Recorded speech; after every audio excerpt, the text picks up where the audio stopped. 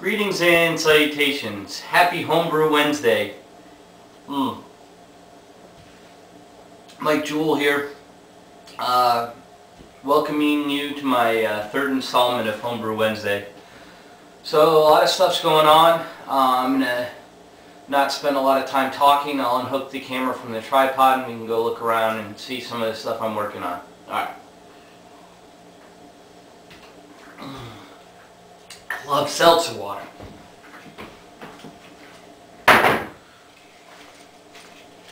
Alright, so first things first, we have my big fermenter over here, and as you can see, this thing's empty.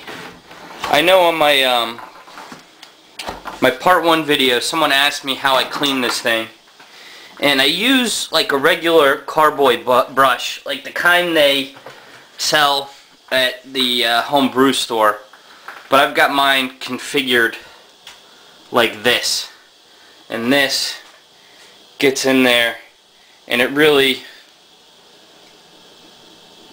does a good job of cleaning this thing. But it took a lot of trial and error to get this bent into this perfect configuration for cleaning a cylindrical drum like this. Let's see. Put that back in my drawer. But what happened to all the beer? All that beer isn't secondary. So I got a better bottle and 2 water bottles. And man, you should see, just wait till my video comes out where I do this whole batch beginning to end. This stuff is like clear orange goldness and it smells divine. It is so fragrant and so delicious smelling and just clear as a bell. I'm excited. It should be not much longer.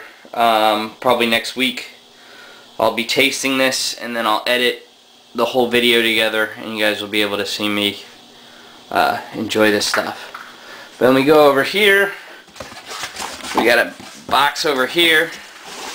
Got a refill on the Star San. I got the 32 ounce Star San, which is cost effective. Before I had an 8 ounce and that lasted for forever. It's fairly concentrated, but this is the cheapest way to go. So hopefully I won't run out of Star San for a while. But the next thing, wow! Got a whole bunch of, what is this, white wheat, Bavarian wheat? It's wheat. Bunch of crushed wheat. Some more of my filter media, and then Bavarian wheat malt extract, and this is all going to be for my whip beer. I've got other stuff I'm going to use that I haven't got yet. I'll probably just get at the grocery store. I'm going to get some of that coconut water and some pineapple. Let's go over here, back out here to the mini refrigerator, and let's see what we got down here. So this is left over from the American Pale Ale. It's a ½ ounce of Chinook, and just because I do very concentrated boils and then I dilute my wort so much with water, I'm actually going to use this with 3 ounces of Hallertau, because when you have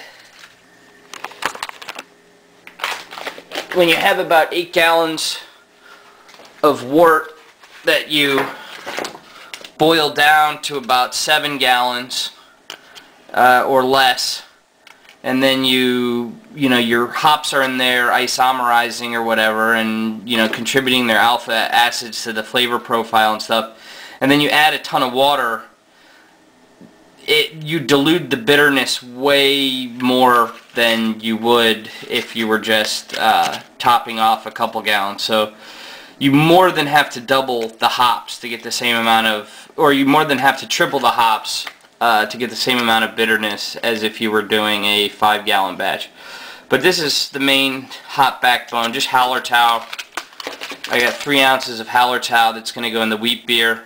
But just for a little bit of bittering, I'm going to put that Chinook in there too. And don't freak out or anything. I did all the math, and it's going to be between 18 and 24 IBUs, even with that Chinook in there. Because, I mean, really, if I was going to do all Hallertau, I'd probably have to put about 5 ounces in to get at least 20 IBUs, which is still not bitter at all, which is appropriate for a wheat beer or a Hefeweizen. And then another thing, I can show you, I got my yeast in here.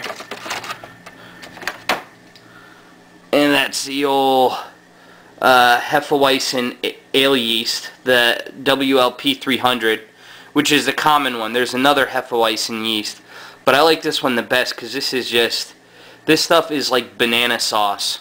If you really like that banana flavor in a Hefeweizen or a wheat beer, this is the yeast, man. I've made Hefeweizens before with this yeast. This is my first time making a wheat beer with this yeast, but it really contributes a lot of banana smell and banana flavor. This is one of my favorite yeasts, and that's the yeast I'm using for my wheat beer. And then this is all the grain I have left from the American Pale Ale. And I think I'm going to put this in my micro mash. I think I'm going to steep this. Munich malt. And I mean, it's really just barely a few ounces of this. This is Crystal 40 L, 40 Lovey Bonds. Here's Crystal 20. And what's this? Victory. So just to make it a little interesting, maybe give it a little bit of color. It's going to be a weird kind of a wheat beer, but it should be good. I'm just going to throw that leftover stuff from my pale ale. I'm going to throw that in there and see what we get. Wow, tonic water's too close to the freezer. It's freezing. Should turn the temperature down in that fridge a bit. Woo! Yeah, so that's what's going on now, and then stay tuned, because I'm going to have a big start to finish brew video coming out soon, like in a week, once I get ready to keg and drink the American Pale Ale. And then hopefully I'm going to keep trying to do these Homebrew Wednesdays for a while. Alright, thanks for watching. Bye.